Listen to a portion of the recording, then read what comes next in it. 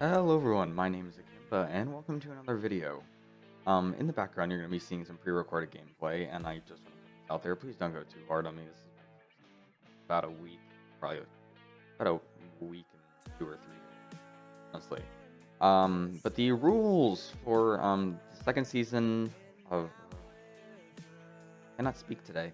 The rules for the second season of CPFL have come out, and I think I should just kind of spread them around and allow some other people to, see them, or maybe if you're not on the Discord or don't have access to it, or even if you're not into necessarily CPFL but you watch my channel, I guess you should probably know that I'm going to be posting a lot of CPFL related content.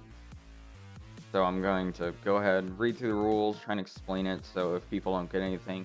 So if I upload a video of a match or something, people aren't like, blah blah blah, why aren't you using this? Or blah blah blah, why aren't you using that? How come everyone else is using this? You're not using this, blah blah blah, etc, etc, blah blah blah. So, first off, we're going to start off with a pretty obvious things, which is just ballistic tracker, BFG 50, and then all shotgun ammo types are all banned. Straight up, no one can use them, you're not allowed to use them. Although there are some restrictions on some things, being 1 shotgun per team, 1 sniper/DMR per team, LMGs are limited to 1 per team, and only 1 of a specific gun per team, meaning that everyone on the team has to have a different primary and or possibly secondary weapon. I'm not sure, maybe that'll be clarified on later. Also, you should keep in mind that these are all subject to change, meaning that none of these are set in stone. Following on, maps and game modes are as follows: King of the Hill, Flare Domination, and TDM. Teams are allowed to vote on which maps to ban at the start of the match. 3 maps on a certain game mode. This means that Koth on Highway Lot can be banned, but Domination on Highway Lot is still playable unless banned. Example of a map ban. A team will ban 3 maps: King of the Hill on Highway Lot, King of the Hill on Crane Site, and TDM on Ravad. This would still mean that, for instance, Domination on Highway Lot is in the map pool. So, you can ban a specific game mode on a specific map, but that does not mean you block all game modes on that specific map. Following up, Crane Site and Revamp, cranes are banned for use. Thank God. Like, I mean, I know people in CPFL aren't stupid enough to do that, but just still, rather useful. The match information. Matches will be 6v6, as previously stated. If one team member is 1 player short of the match, it will be a 5v6. No team should be punished for the opposing team's failure to abide by the guidelines. At minimum, 2 referees, 1 per team. Heavy lagging players may have to swap out if some lag has a negative effect on the opposing team.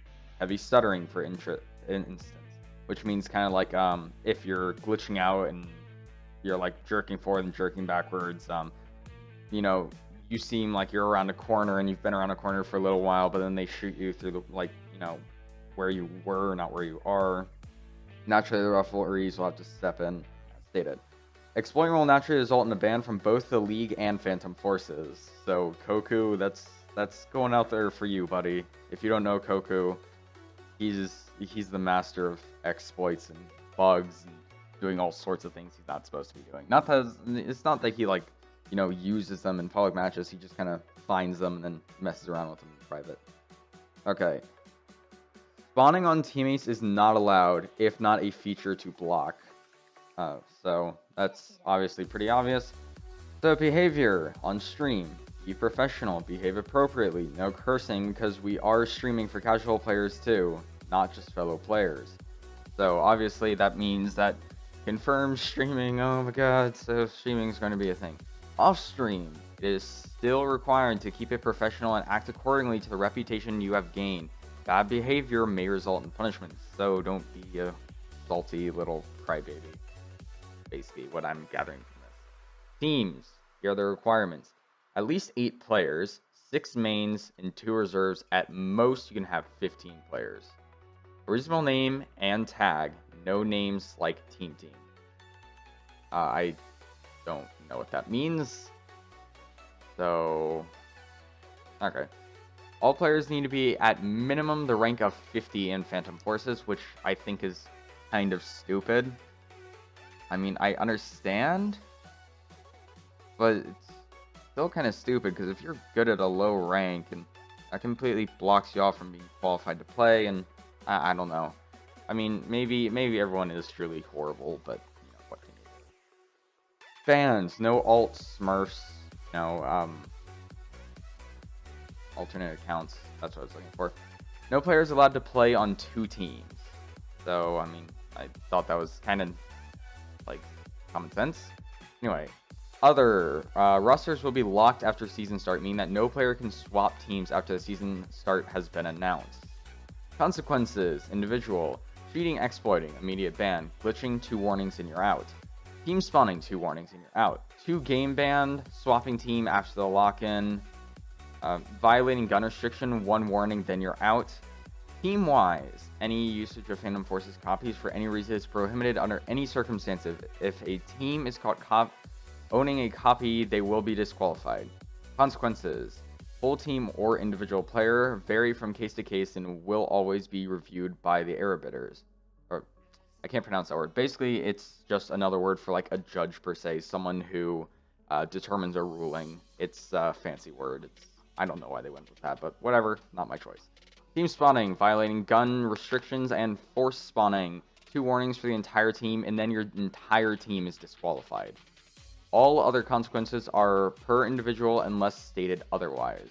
And finally, the last little bit, as just being under other, anything that isn't handled in-game by the referees will go through the arbiters. And the entry fee is set to be XXX 250 through 750, not set yet. I'm assuming that means Robux. I may be wrong. I have no idea. Anyway, that has been the rules, and I thought I'd just share that with everyone. So, if you enjoyed the video, or even if you just came here to listen, I'm glad you stopped by. I have been Akimba, and I hope to see you guys in the next one.